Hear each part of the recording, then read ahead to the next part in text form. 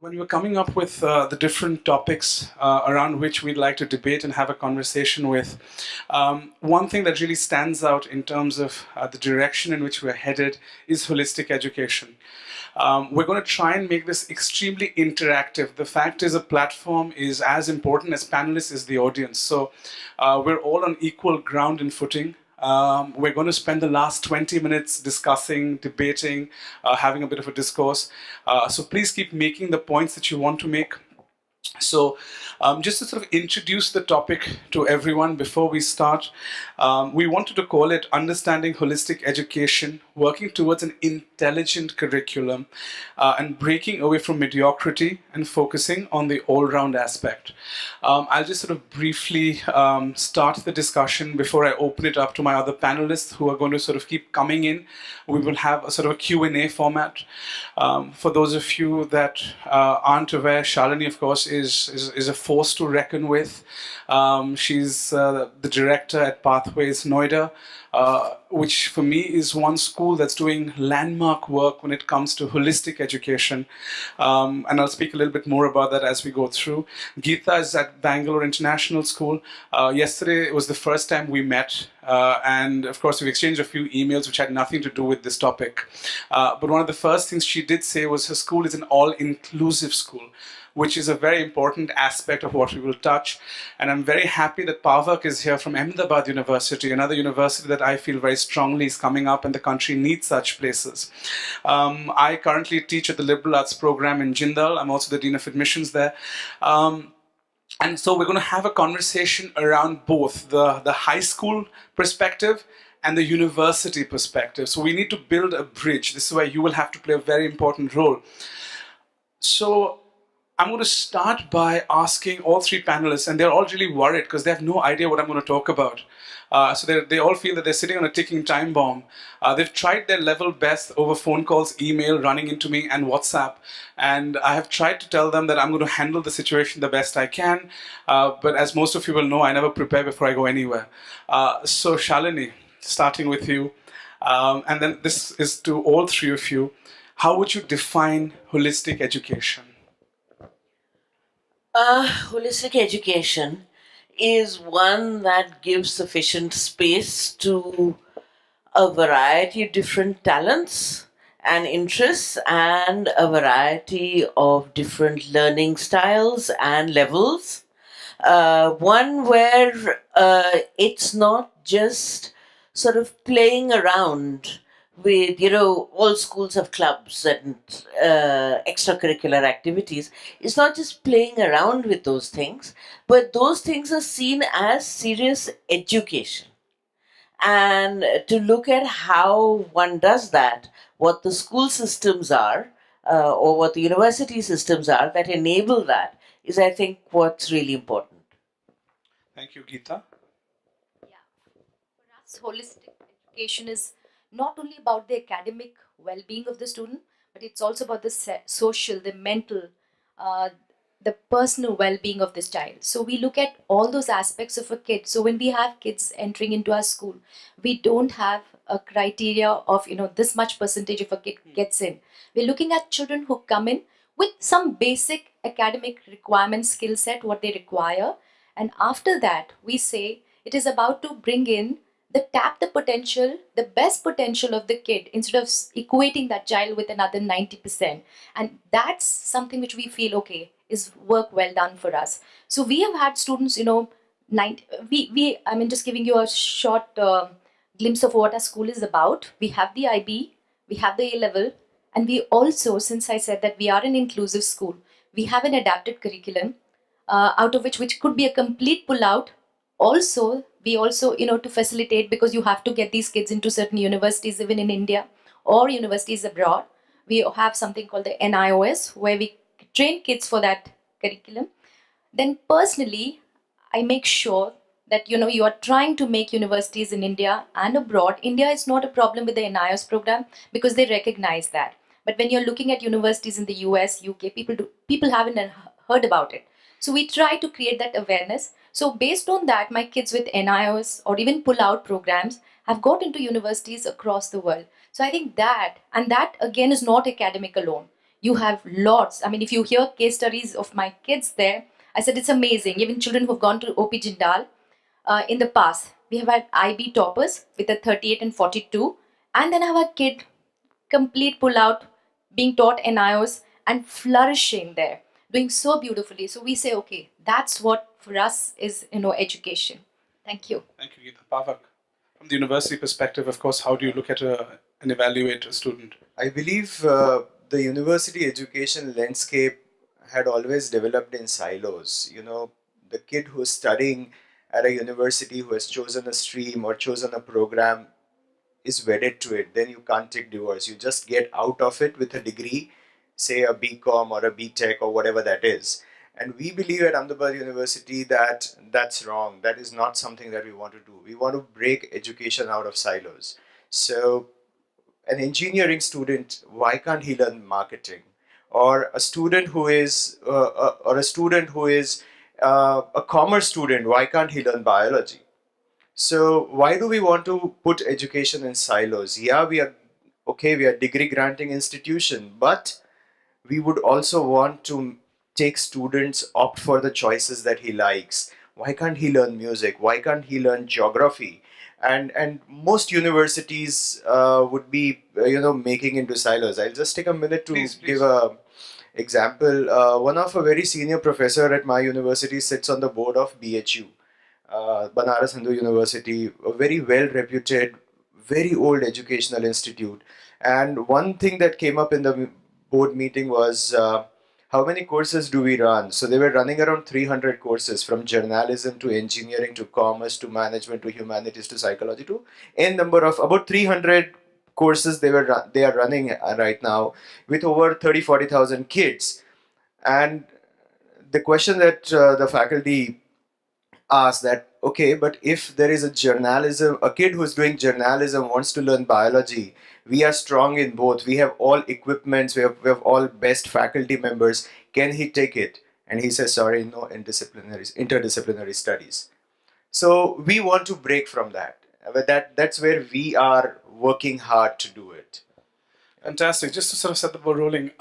For me, essentially, it's been about 4 years since I've been in the higher education space with a university.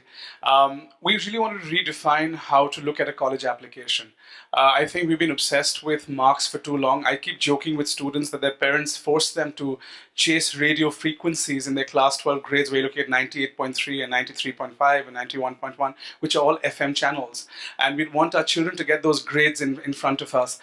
No one ever wonders and asks how many of them are actively playing sport, how many of them are quizzers, how many of them have taken classical musical training, how many of them actually enjoy Bharatnatyam. And I want to give you a small example, and I was telling Shalini this yesterday as well. I had the privilege of spending a lot of time with Ms. Lata Vaidyanathan the other day, and she said, I guess you're spending more time getting more people to study liberal arts. And I said, my heart beats for it. And she said, Arjun, I met a student very many years ago who was a trained classical Bharatnatyam dancer who got into IIT and also got into Princeton. So when she came to me, I didn't hesitate even once to tell her, why don't you go to Princeton? Because there you will not kill your ambition of continuing to dance. And you know what she's doing now? And I said, I'm assuming she's doing something with dance. She said, yeah, she's at MIT working around architecture and dance, where she's designing buildings with formations of dance. Now imagine the opportunities that you can create out of your students if you allow them to hold on to at least one aspect of something they love. So when we started the admissions process at the university, what we really wanted to do was to handpick our children. It's very difficult because we're growing. This was a similar question I asked, Kiran from Riverside. I said, you have 20 kids. How will you grow? How will you take 50? I asked Siddharth Singh at Emerald. I said, you've got 35 kids. Everyone wants to go to your school in Indore. How do you grow? And they said, quality. We will stick to quality, but we will continue building infrastructure for those children who are coming to school. It is our obvious moral responsibility in very many ways to build opportunities where a child who is not doing well in science or math does not feel defeated, because the chances probably are that he or she is better at something else completely different. And I'm going to take this conversation one notch higher, because I feel a very important aspect of holistic education and intelligence, be it emotional or be it intellectual, is a sense of school where you allow your children to interact with community, where they actively understand socio-economic hierarchy in India, which is very prevalent. We don't talk about privilege in classes. We take it for granted. Our children take it even more for granted. So how in schools are you going to create a human value for your students? Or what are the projects that you're doing? Maybe at Ahmedabad University, because there is no reason for us to stop with, lack of a better word, extracurriculars when you come to university. Because we've always believed that co-curriculars and extracurriculars are required to get into college. And then you're done. For the rest of your life, you're going to sit in a cubicle because you went to college. When you were in school, you wanted to get to college. When you're in college, you wanted to get a job. When you wanted to get a job, you wanted to get a promotion. And all of this is then based on the work you're doing. Co-curriculars are killed because you got to college, right? So you don't have to do it anymore. But how do you create that value system amongst your students? Because that can't be taught in a textbook. That has to come with your teachers, that has to come with projects. So what are we doing at Pathways? What are we doing at Bangalore International School? And what are we doing at Ahmedabad University, where you're going to literally allow your children to seep and understand how you build a solid value system for them?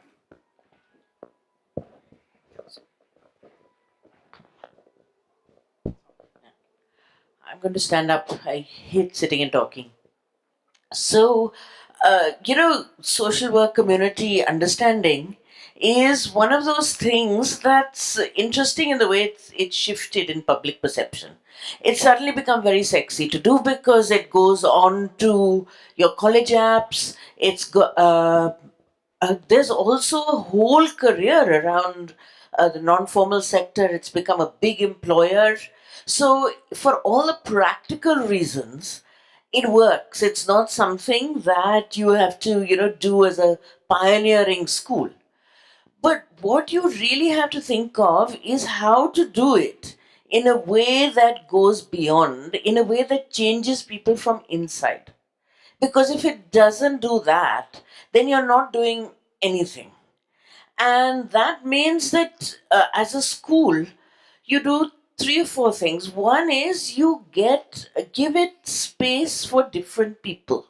So, there are some people who want to engage with community in terms of working with children. And there's some people who respond well to working with old people. There are some people who will work with animals.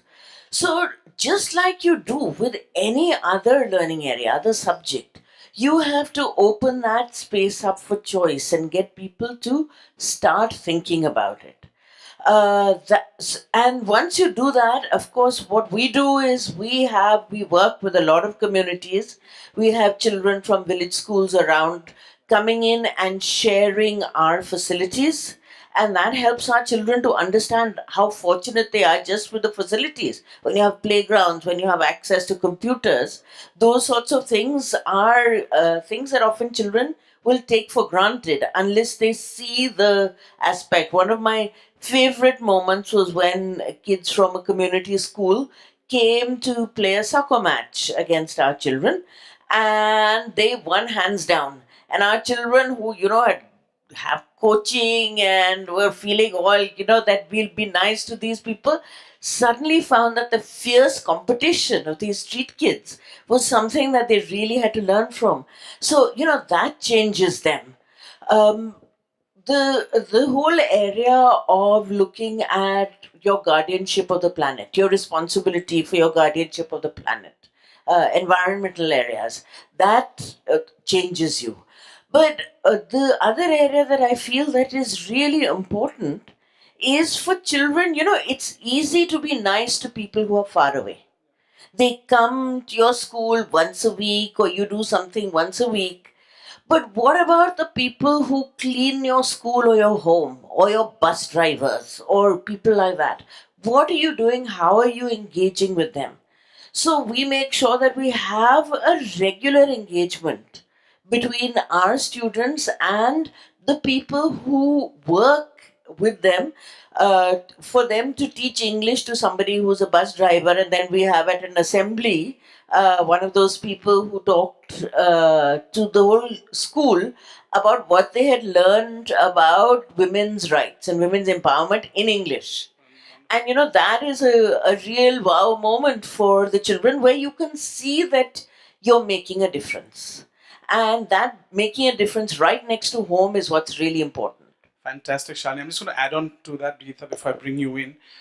When we were sort of defining this topic, and it's essentially a deep-rooted issue with me, I end up spending at least in 1 year meeting. I'm at over 350 schools a year. And when I talk to a lot of the students, the first question they come up and ask me is a very simple one: what is the cutoff? I want to study a general. What do I need in my 12th board? And I said, let me just put a scenario in front of you. You don't have to go to a single tuition. You don't have to go to a coaching center. You have all the free time in the world. What would you do with it? And the answers are incredible. I like poetry. I like to swim. I would have loved to have played badminton for India. Oh, you know what? I have a beautiful AstroTurf football ground in school. I wish we could play five-a-side. And you start hearing these wonderful anecdotes of what you love. Yet, because of this obsession with state-run universities, where the opportunities to get into college is only limited to what you score in the 12th grade, universities like us and Ahmedabad University and Ashoka and Azim Premji and Shiv Nadar, we're going to try and break away from it. And I have some news to share with all of you. We're looking to try and build a consortium to actively work together, to maybe have opportunities to travel together, to talk to people, because the future in many ways through IC3 is also collaboration. The idea is to actively come together of like-minded people. If we don't change, we will continue following a rut that has continued for so long. Before I bring Geeta, and just another point, and this is something to do with Geeta actually. When we received an application from one of her schools, the grades weren't very high of a particular student, and the parents came to meet me all the way from Bangalore to beautiful Sonipat, which is a wonderful part of the country. For those of you that haven't been, only come for university purposes. There's nothing else to see. They come and they just said, I might have to break our fixed deposit to send our child abroad because no recognized good university will accept my child. And I said, but why do you say that? And he said, oh, because she scored 68%. And I said, oh, okay. Have you brought your daughter with you? And he said, yeah, she's downstairs. I said, why don't you bring her up? Believe me, if you can take out from your head the judgmental side of you where you relate intelligence performance with marks and you meet a child individually, that is where a real assessment happens. The girl right now is ranked 4th in our liberal arts program out of 125 kids because she's found her calling. She's doing what she loves. And when we do all our assessments for admissions, my colleagues know this. They give me a spreadsheet which doesn't have the grades. That I discuss in the second round, because we have consistently worked around what we believe very strongly in the humanizing of students, and which is why things like community service, sports, theatre, all of which is a pie which we have to look at, not just a 96%. 96% is not intelligence. 96% is you're a good learner, you're a good rote learner, you're committed, you're passionate, and your learning skills are better and faster than someone sitting next to you. But in no way will that person maybe be more successful in life. So Geeta, how do we define success maybe with the kind of curriculum, the kind of students that you're producing? Because much like the example I just gave, she's doing incredibly well. And her parents said this is the only college we've applied to because there's no other college in India that we could have got into. So how are you working with your students? Yeah, actually I was. Yeah. Yes, it is. You know who it is. The twin. And she, Yeah. the twin kids? Oh, Yeah. that's amazing. Because that girl, just to give you a background, she got into the top UK colleges, including Imperial. She went to Cambridge interview. She got into the UCs. She got into University of Toronto, McGill. That child, the only university, because parents didn't want to send her abroad, and they were trying. When they were applying, they were saying, okay, we probably want to explore. But then the dad said, no, I think I want. And the only university, it's fortunately the same year, the dean of OP Jindal had come to a school. And when we heard that, we said, okay, there are these schools which are opening. So the dad also had come for the session. And then the only university they went there was applied there. And she made it. And I'm sure she's doing well. She had, I think, an opportunity to go to Columbia she did have an opportunity as to do a semester abroad. So that I don't know. So that's the option.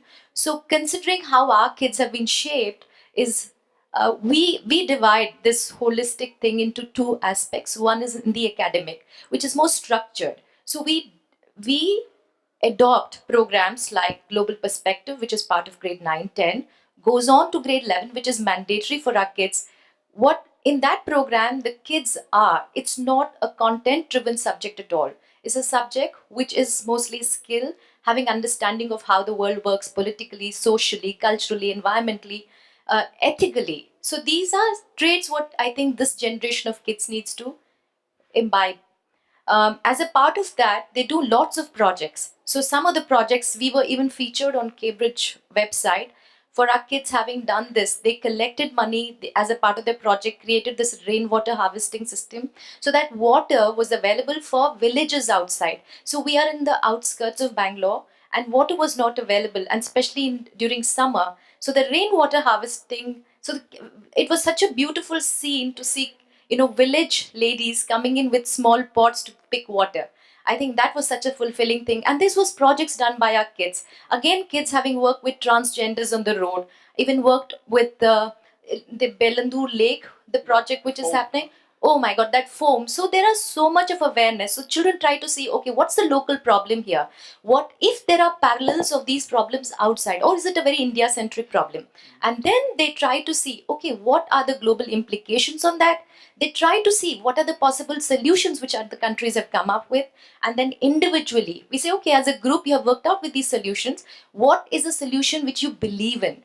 And that solution, the child comes and make a presentation for 8 minutes to say why I believe that this solution could work. So these are great, lots. Each year, every child, about 20, 22 kids who take up the A-level, they're doing, and we will have record of all these kids. And fortunately, this is from the academic bit, and kids get A's. I mean, they really do well. So we are happy about that.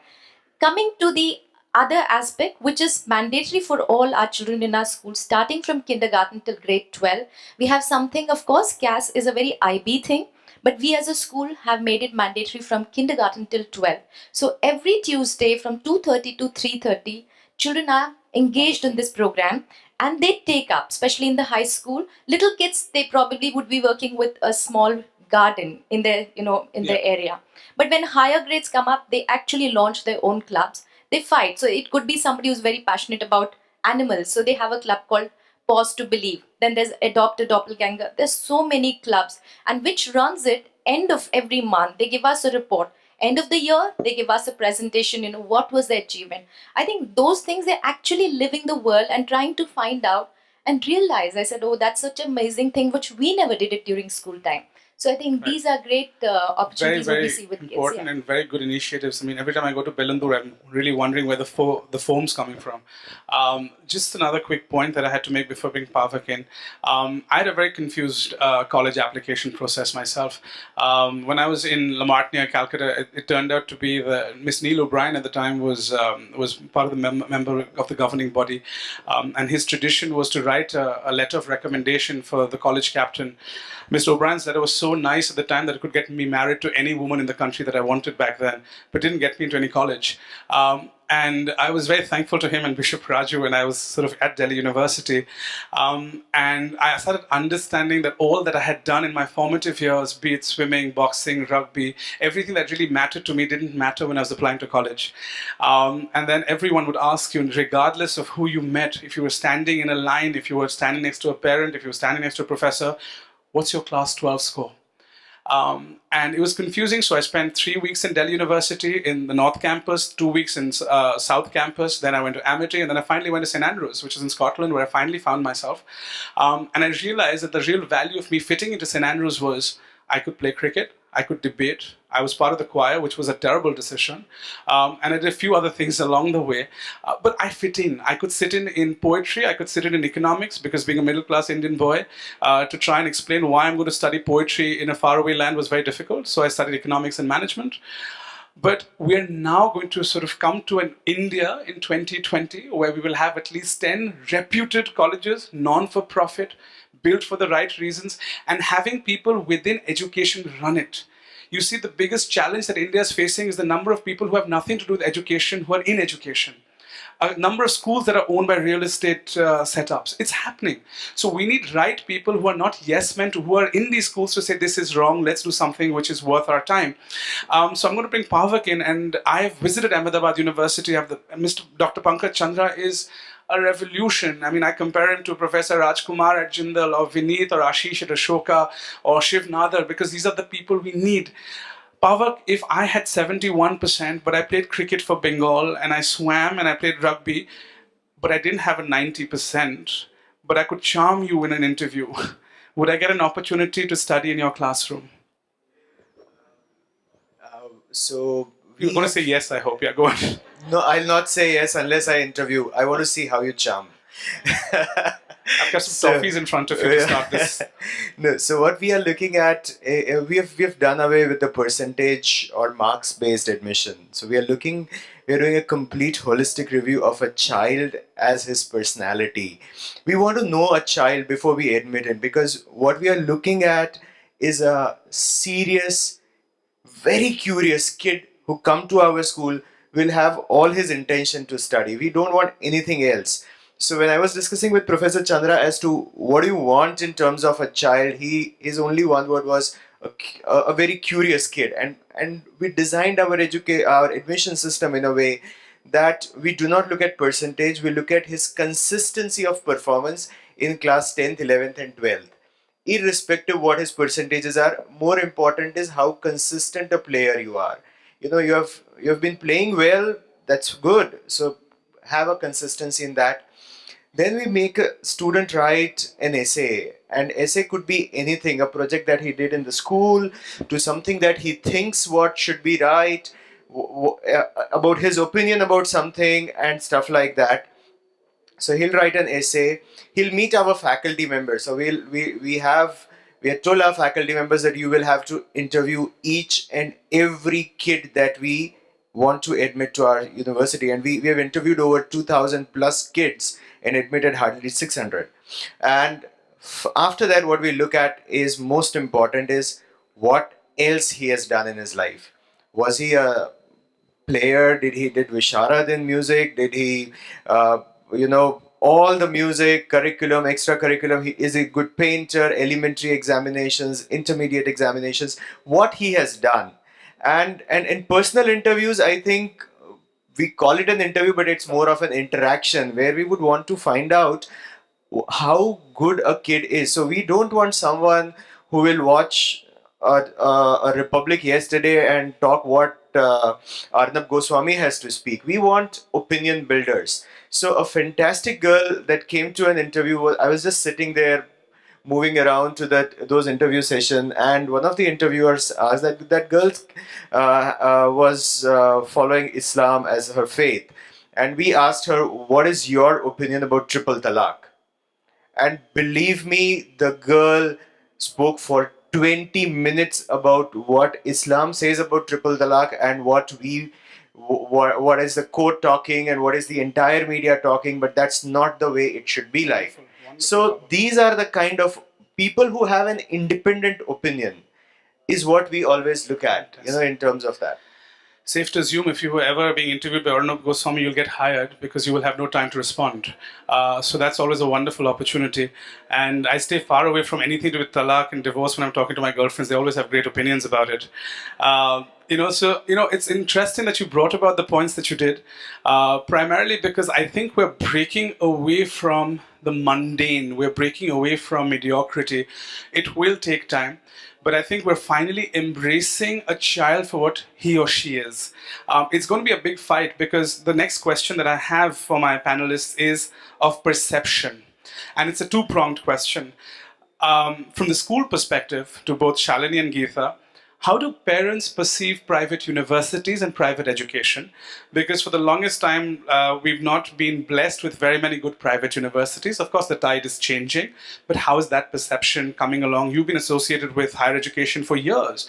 Today, the fact that you graciously invited me to your school tells me that you're a big believer and you're moving in that direction. But what is the perception of parents? Because they're always difficult to handle. And then I'll come to my second part to Pavas. Oh, that's such an important area. So, parents today are so full of fear. They're not conservative because genetically they're conservative. They're conservative because they want the best for their child, and they're in this world that is changing so fast that they don't quite know what to capture. And they want to grab what they know. And what they know is that you have to excel to manage in this world.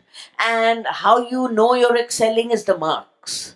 So, first of all, and this is a crucial thing for every school, and I would imagine for a university system as well, is you have to educate your parents.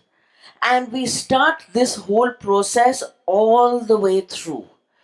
And if you can do it through the voice of your children. So, if I give you an example, we had this whole festival in the school on what we called otherness, right? So, from grade 3 upward, we had children looking at what does it mean to be the other, the outsider. How is that notion of that outsider constructed? What is stereotype? Who is it that as a society we learn to hate? Who is it we make strange? And we embedded it in what they were learning already. I mean, they were learning already things like migration. Or they were, they were looking at Syria. That was the peak time of the whole refugee crisis. In middle school, they were reading To Kill a Mockingbird. So the whole issue of race and all of that came up. And then we spent a day with like an open fair. And parents came in, and when they listened to children right across, the economic students were talking about income disparities and the impact of that. So when parents see this, they understand that what is happening inside their child is a level of independent thinking which goes far beyond what they will learn in a classroom. And you were talking about judging curiosity. And one of the important things is, how do you create the space for that? What is it that is a school that you do? We have this time in middle school called Genius Up, which is based on this notion, which is that let's just open up time for you to pursue for a year. What is it that you are interested in? And see if you can come up with something around that. And you give that freedom to the children, then all of this curiosity and theorizing and all just gets built into their mindset and their systems. So, you really need to do that, and that then begins to address parents, which is to come back to what you say. And then the children themselves are the best advocates for changing parents' minds about what education should be and the way ahead. Fantastic. Thank you, Shalini. Geeta. For us, our school's mission is a caring, connected community. So I think when parents admit their kids in our school, they're not coming with any of those mindset, this is what we want. So that probably makes it much easier for our school. But it's been a slow process. Parents were very demanding. They wanted in a particular way earlier. But over time, we being accredited by CIS, having put certain policy, structure, parental acceptances. So those things have been taken care of. We also, to get parents to, addressing his question directly, is about how do they perceive private universities in India. Parents, anytime these universities come in, there are two things what parents look at majorly, which I have seen, is will my kid be able to stay away? Second aspect is the finance behind it. So these two aspects are major decision makers when parents have to send them abroad. So what we do is we educate our parents. Like as Shalini was saying, anytime the universities are coming in, the parents are part of the system. So they are equally getting educated about what the university demands are, how it's going about everything. So once that's taken care of, then the parents are, I think my parents are becoming pretty open about it. Pretty open. So I have about 90% plus kids going abroad.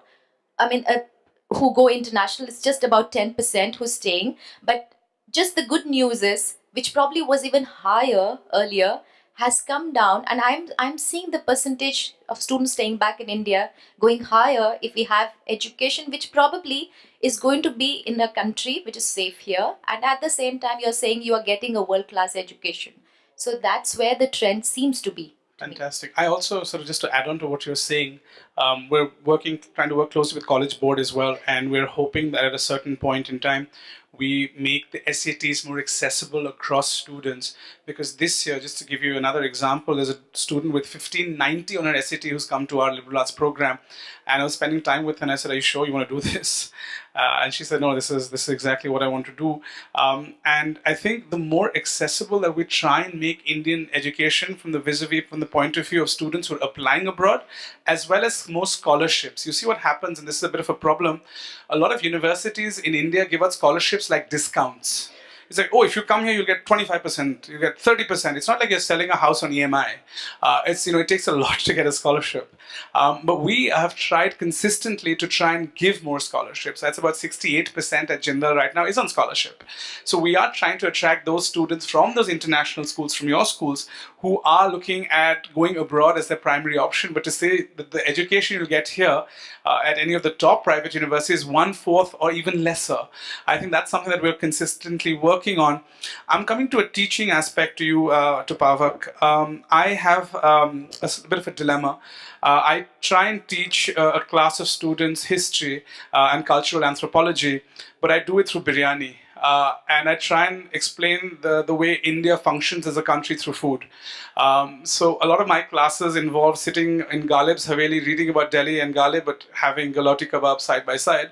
I initially think a lot of students sign up because of their hunger problems, because they can eat at any point in time, any hour of the day.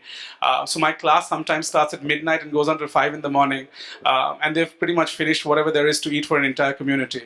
But it's interesting, because for me, what I try and sort of garner is curiosity. What I try and get from my students is a creative edge. What I try and get from them is something a textbook cannot teach. So my evaluation system is very different.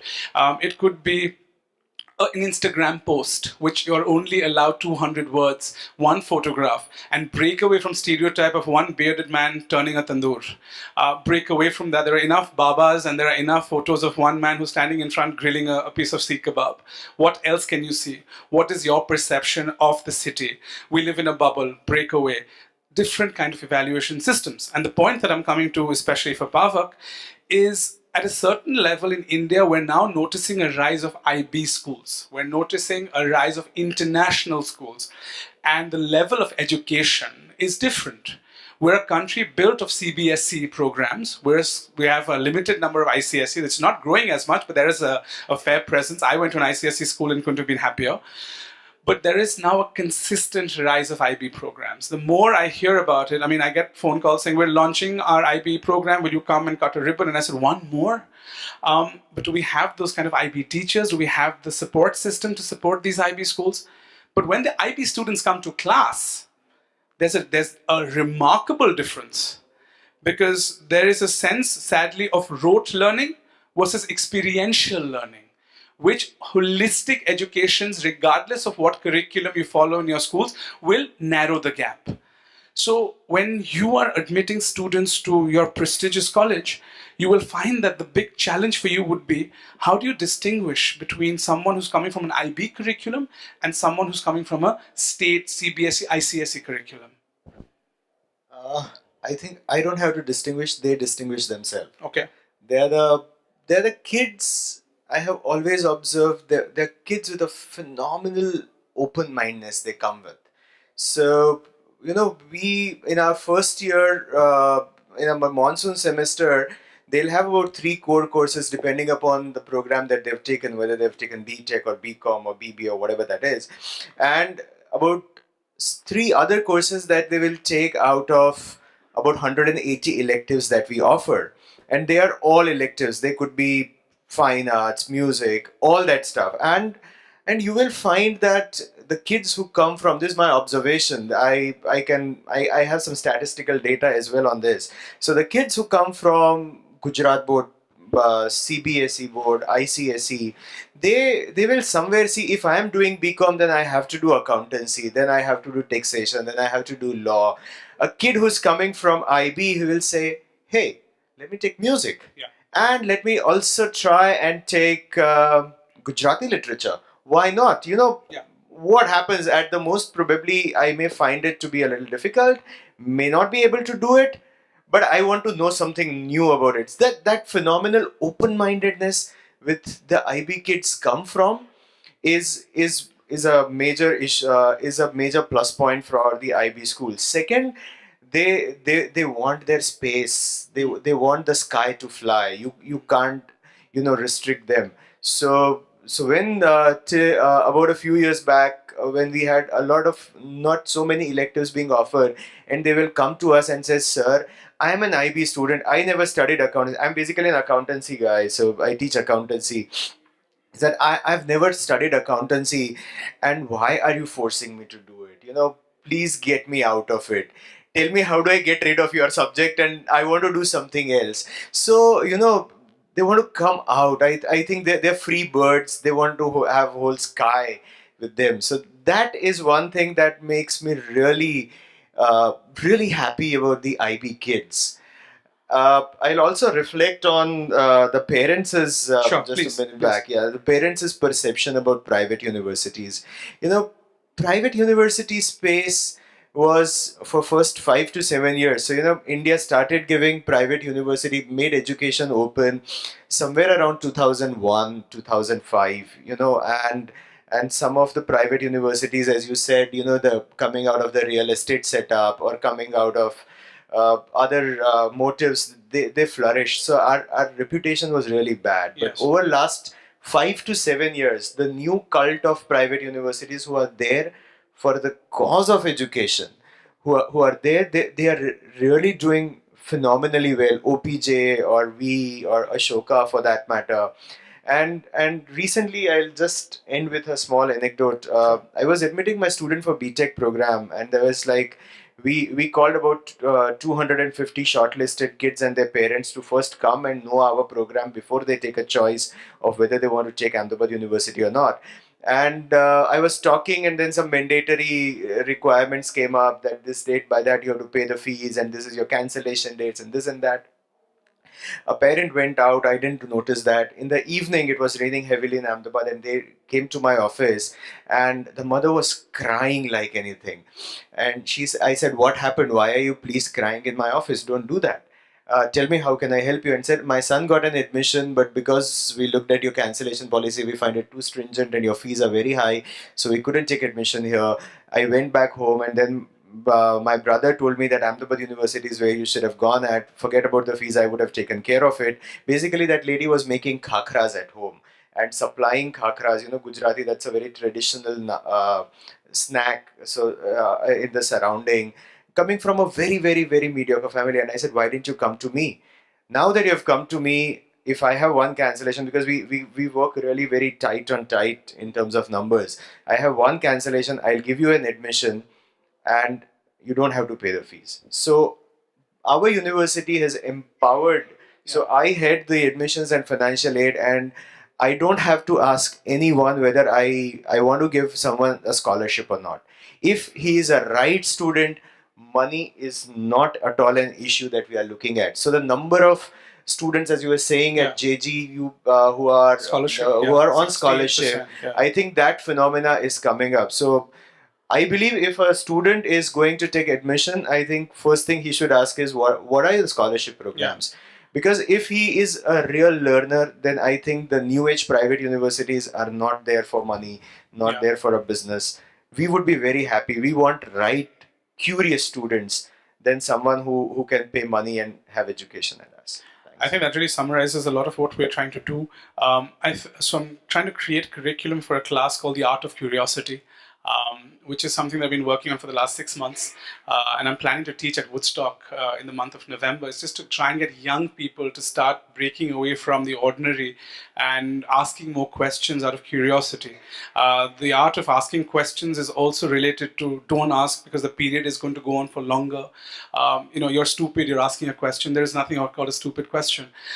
Just the last point that I'd like to make before we open this up to questions, because we'll have about 10 minutes, is the real understanding of what we're trying to do here. You have two very senior leaders from high school space and two of us that are running pretty much some of the best universities in India, at least in the next 5 years it will be. And the commonality of this conversation essentially is the focus should be a student. The focus is not the grade. The focus is the person. The focus is the love. The focus is what is that student going to bring to my table. That is extremely important. And I'm going to leave you with just one thought. I was in Delhi earlier this year in July, and we hosted 250 people at Habitat. And lots of students who were interested in the Jindal School of Liberal Arts and Humanities. And I told Shalini this story. I remember when this has happened. And I have a favorite philosopher, a writer, David Foster Wallace. I don't know how many of you have read David Foster Wallace. He tells a story of an old fish that's swimming in water, and two younger fish are swimming upstream against where he is. And the older fish looks at two of the younger ones and says, "Hey, how's it going? How's the water?" And the two young fish look at each other and they look at him and they swim on till they come to a point, and one of the young fish looks at the other fish and says, "What the hell is water?" We're so embodied in trying to chase things that we don't even know what we're chasing. We're always swimming upstream without knowing what the water tastes like. It is our responsibility to create that environment where a child knows what he or she's jumping into. So when I interview my liberal arts students, a parent stood up and said, "Arjun, I mean, as much as I like you, I must raise this point because this has been killing me. Why did you spend only 5 minutes on a phone interview with my daughter and told her that she's got accepted?" And I had a very simple theory. I said, because for me, 5 minutes is equivalent to 20, but I spent 45 minutes with a kid who doesn't get in, because I will never have the privilege of teaching that child in my classroom. So I much rather spend 45 minutes on the phone with a child and say, "Why don't you do this? Why not this opportunity? I'm so sorry you didn't get in here, but those 5 minutes spent with your daughter means I have 3 years with her." So it's very important that we start realizing the real value of coming together as people and building bridges between universities and school. We work very closely with both schools on the panel. And the real takeaway that I would hope all of you have had from this is just understanding how similar our vision is, how similar our focus is, and let the child be the reason in which why we're teaching and we're in education. So thank you very much for being here. And now we're going to open it up to questions. Sir, I believe you have a question. Children are the basic focus. Yes, sir. So I'm just trying to understand that the CBSE है, वही बच्चे हमारे IC3 हो गया, वही teachers हैं. Why is there a certain difference? आप लोगों ने कहा there's a difference. Why is there a certain difference after a certain time? We have the same children, same teachers, same infrastructure. What happens? Where do we gap? Where do we gap? Suddenly we make it a privileged class. No, I beg to differ on making a privileged class. I think every child is born privileged with certain mindset. It's only if our curriculum is able to give that open-mindedness to kids. So I was sitting with last year CBSE exam timetable. We were just looking at a few dates, and CBSE offers over 350 course subjects in class 12th. Tell me how many school offers those 300 subjects. That is what I'm saying. That is where the problem is, that the schools. I have no issues with a CBSE school or a CBSE kid with a vis-a-vis an IB or open kid. The school better start giving courses. Let kids choose what they want to do, and when the kid will be fine, it's the things that he loves. I'll just add on to what Pavak is saying in a very simple format. I'm a big fan of schools. Certain schools are termed as factories, and we know which one those are. My understanding of how CBSE schools functions is again two-pronged. I've had incredible experiences with CBSE schools, and I have no qualm in naming them, one of them being Vasant Valley, where I get incredible students every year. On an average, I get 25 students, and they blow my mind because they're in my journalism class, they're in my food and culture class, they're in my writing classes. They're very, very good. The responsibility comes down to the school. You have to build a holistic curriculum. It's not a question of IB versus CBSE. The IB is conditioned to make you do certain things. Sadly, a lot of schools, and is yours a CBSE school, sir? Oh, okay, wonderful. Oh, wonderful. Then you must come and talk to my students. I think they need to meet more people like you.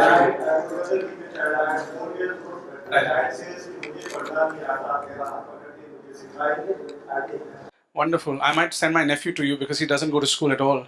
But just to add on to what you're saying, and I'll just completely come down to this, it comes down to the value system a school builds. The first question I asked Shalini, and the first impression I had when I went to her school, she literally held my hand and said, "This is a design studio."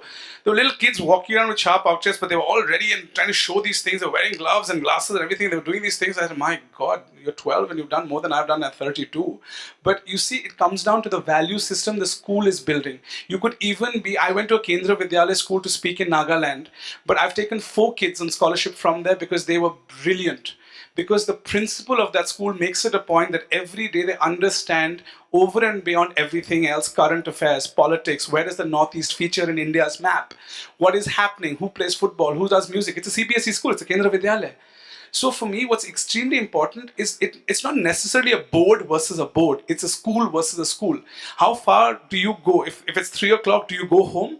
Or were you like Mr. Ritchie at La Martiniere, who would be at 7 o'clock sitting by the pool and saying, 50 more laps, son, we have to be at La Martiniere, Lucknow. You're like, Mr. Ritchie, don't you have a family and dinner to attend? And he's like, no, son, I have you guys to attend. You're like, oh God, here we go again, back in the pool. So it comes down to certain people. It comes down to how a school is functioning. So for me, IB, CBSE is not the question. It's school, it's the value system, it's the curriculum, and that's for me most important. Sorry, lots of questions. Okay, so you said break education out of silos, but isn't there a hindrance to breaking the silocentric? In the sense, I'll give you one example. Your university as well as Ashoka, I have my students in Ashoka. So they took admission for a 4-year course, and they were now forced to do the graduation limited up to 3 years, and then they have to do something for 1 year as a additional course or extended course or some such thing. Now, isn't it going away from something which you had designed? You had designed a course for 4 years, and then system is making you do it for 3 years. That is one. Secondly, obsessed with marks, yes, and one shouldn't be, and that's where again I can see the IB curriculum is little different than the state or national curriculum. But our children do face problem when they try to come back to the mainstream still, besides your university. So isn't the Indian system asking for the numbers? I am Snehal Joshi. I'm from International School Ambi, heading the school. I'll just take the first part. You guys can take the second part. I know the people at Ashoka and I know their vision. Even though I'm at Jindal, I have the highest regard for what they're doing. They wanted to follow the American 4-year undergraduate liberal arts program. The UGC does not allow it. The Indian education system does not allow it. At Jindal, we've always had either 3 years or 5 years, which is the traditional Indian college model. 5 years for law school, 3 years for all undergraduate programs, 2-year MBA, simple. We will try and fight the system maybe in a few years' time when there's more progressive attitudes where people can say we can have a 4-year undergraduate program. But when Ashoka did start, they actually even went to the courts to try and see whether they could do it in 4 years. So it will cause a hindrance, but the kind of work that they're doing is cutting edge. I mean, it's brilliant as to what's happening there. We're looking to collaborate more and more with them. I keep telling people if Jindal is partnering with Columbia, Harvard, Stanford, Oxford, we need to collaborate with someone who's a 5-minute drive away, not an 8-hour flight away. So I think we're very proud of what they're doing, and I think at a certain point in time, people will appreciate what's happening. I know the additional year comes as a bit of a setback because you do think of signing for a 4-year, but from what I've heard, we run student satisfaction at Jindal and they're very happy, but so is the situation in Ashoka. There will be a few kids here and there who'll complain, but that's life. It's if you go to a restaurant, not everyone's going to like it. So I look at those analogies. Your second part of the question, I think, Pavak can... I would want to answer both. Oh, wonderful. India is still fairly into license Raj and regulated. So we, as universities, Ashoka, Jindal or Ahmedabad University, are fairly have to do it. But there are ways and means by which we can do it. So I think at Ahmedabad University, we are not, we seriously want a 4-year program because it gives a long engagement. That's not happening. But that is where we have moving away with a yearly system. So one thing that we have done is that, for graduation, minimum credit requirement. So you need this many credits to graduate, 120 credits, but there is no upper requirement. So if a student wants to study, he will find out n number of, or he can get whatever number of courses that he can take, as much as he is able to take. That is one. Second, most universities in India have a large summer break. So, that's about 1.5 month, running up to 2.5 month.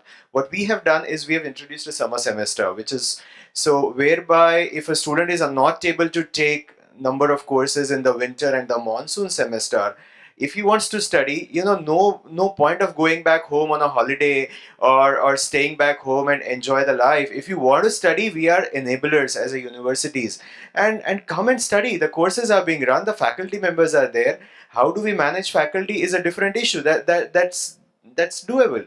So 3 year or 4 year, what matters is that the courses that you want to study, are you getting it or not?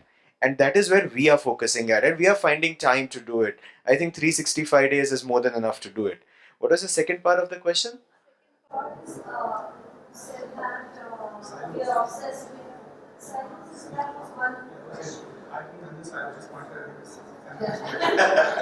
But then answer that credit system needs to be understood by parents as well as students, and moreover the Indian system also, because outside if you do you get the credits if you've done certain subject at a higher level of some something.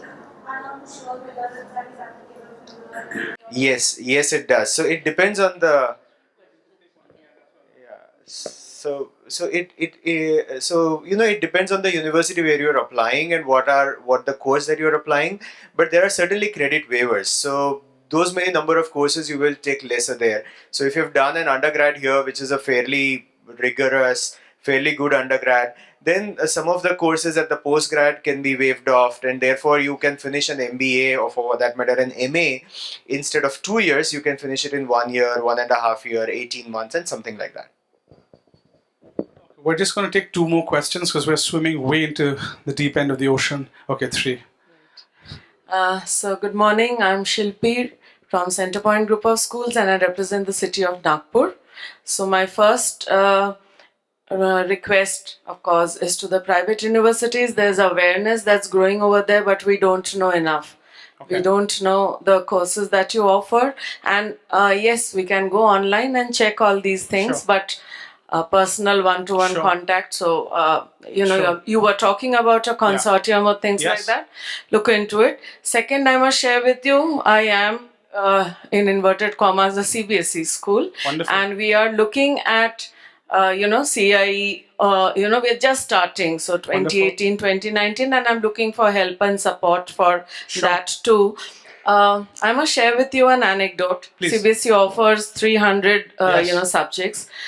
We offered, because I must share with you, my humanities is a success in Nagpur, which is very unlikely because the dominance of STEM is very much prevalent over there. I want to say the dominance of the RSS, which is also in Nagpur, is quite dominant. Yeah, but anyway. I look at it whichever way, half empty glass or a half full glass. Though I must tell you, Nagpur that is not one of the USPs of Nagpur. There are many other things, peaceful, at the cusp of growth. In fact, I must tell you, we do a class on food and Savarkar, but I'll come to that some other time with you. Okay, yeah. Right. So my point was that of these subjects, we offered creative writing and translation to our humanities students. CBSE has closed it because of lack of takers for that subject. So this is the other side. They said we don't have people because it was a practical based subject. So those things about external, they said you only choose. So we went to journalists and asked them to. So they ran into a lot of problem, and we have closed down that subject. That's unfortunate. But just to again add a point that's to substantiate, your school is doing it. So the fact is your school is offering yes, this we are. holistic. So I'm telling you that basic philosophy is there. So and just one more point. The guy from the back is waving to me like my flight is not taking off. I okay. literally have to. We'll discuss this offline because I just got to take one more question. We'll just leave this to questions. No, that's fine. Thank you so much.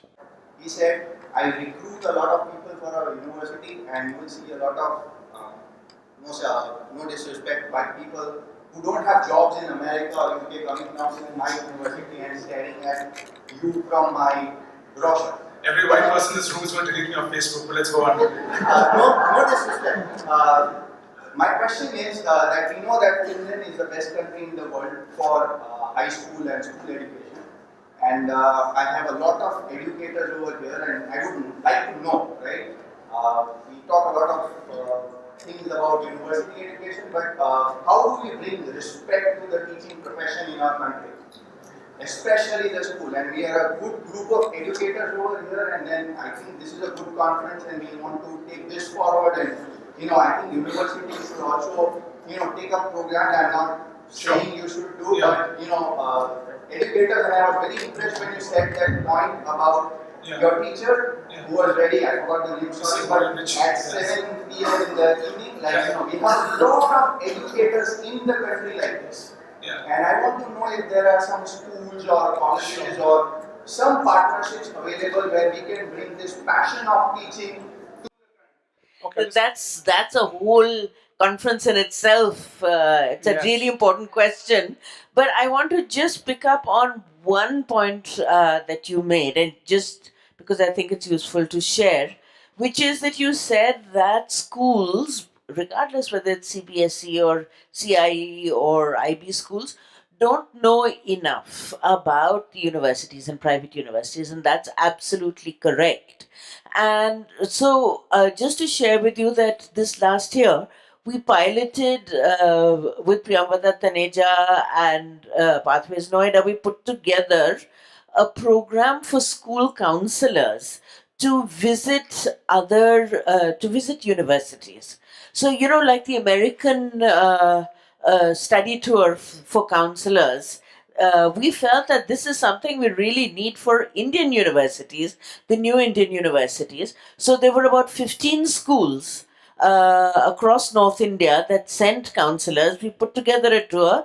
Jindal was really generous with this. They really helped us, and Arjun worked closely as part of the planning committee to do this. And we put together this tour where they went to, multiple universities, Ashoka, Shivnadar, or various others. We kept it in the region of the north because it was a pilot year, and we'd really like to take it forward and include other universities. But this is one crucial thing to do. So if you are, a school counselor, or if you're a head of school, this is something that you have to commit to. We like to do it in around March, I think end of February, March. The universities look after all the hosting of it. So it's to the starting point that you have to make your way depending on where you are. And I think that's a really valuable initiative. We're also looking at October maybe as well, so around the Dussehra time. Just to add on one to what you asked. Essentially, so I met them about a few weeks ago, and I was telling them that we are very blessed to have the faculty that we have. One of the best professors that I've learned from is Shiv Vishwanathan, who's probably one of the country's finest sociologists. And we actively have a lot of faculty which is international. My point that I was making to him is a lot of universities that have come into it, they hire foreigners because that's attractive to parents and schools. And this is addressing the elephant in the room. But for me, what's extremely important is how do you inspire people to become teachers. And I've said this across the country, wherever I travel, I talk to students, I say, how many of you want to be teachers? And out of a room of 700 people, one kid will raise his hands and then probably say, I'm not good at maths, so I'll teach English. And then he's sitting there thinking, that was me. How do you make teaching as a profession attractive? Because only if you do it as your first option, and not to say I've left 4 different jobs because I failed, now I'm a teacher, then there is zero inspiration within yourself to build a value system elsewhere. What's extremely, again, a point I'd like to make, I met the director from Wellum yesterday, and he said, what I'd like to do is make students realize the military history of India for 61, 65, 71. I know these stories because my grandparents would tell me about how Victoria Memorial was going to get painted black because they're going to go to the bomb. And these were stories we grew up in hearsay. But if you today ask any child about Bangladesh, you ask them about China, you ask about 47, there, the best they will talk to you is about Sunny Deol in Border or Sunil Shetty in LOC. Because that is their education to our country's history. So I think when a teacher wants to teach and is willing to go the distance, like Mr. Ritchie was also a school umpire, he was also a hockey team person, he was also the swimming team, also taught us how to speak and enunciate and pronounce words, because if we got it wrong, then we'd get one. But Mr. Ritchie for us was the reason why we wanted to go to school. And he taught for 40 years in our school. So I think what's extremely important is everyone sitting in this room, you will realize that the power you have is more than what politicians will have, because what you are going to do is you're going to change the way the world will genuinely function. The more we believe that we're change makers, I think our job is going to get done. Thank you very much for waking up so early to be with us.